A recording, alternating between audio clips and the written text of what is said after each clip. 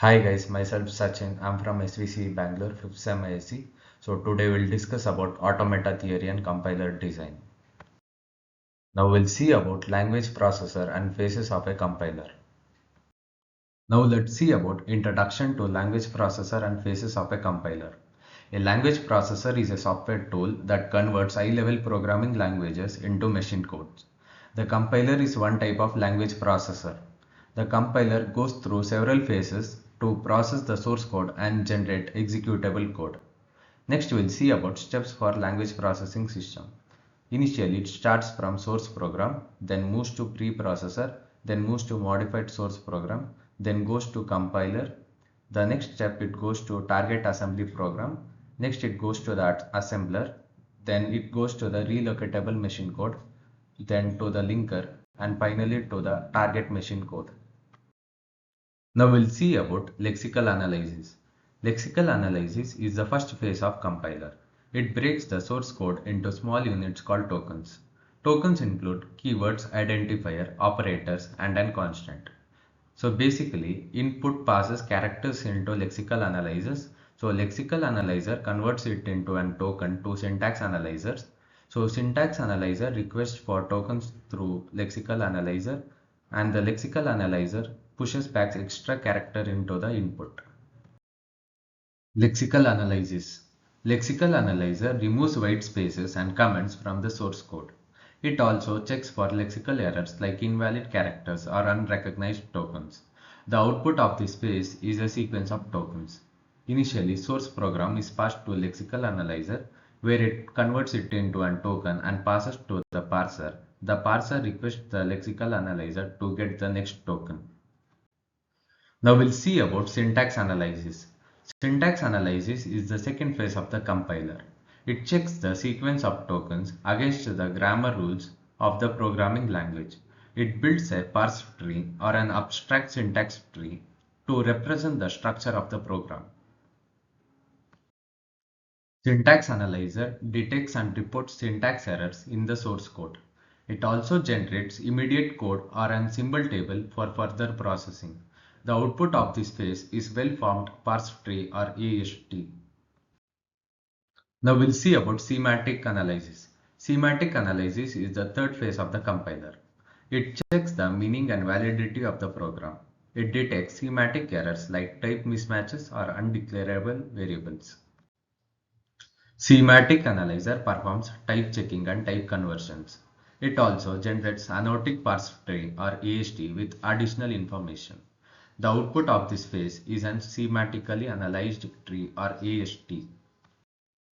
Now let's see about intermediate code generation. Intermediate code generation is the fourth phase of the compiler. It translates the semantically analyzed tree or AST into an intermediate representation.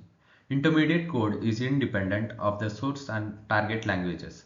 The phases of compiler are lexical analysis, syntax analysis, semantic analysis, intermediate code generation, code optimization, and target code generation.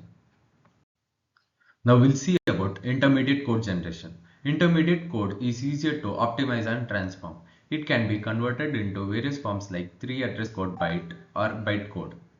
The output of this phase is an intermediate representation of the program. The front end translates a source program into an intermediate representation.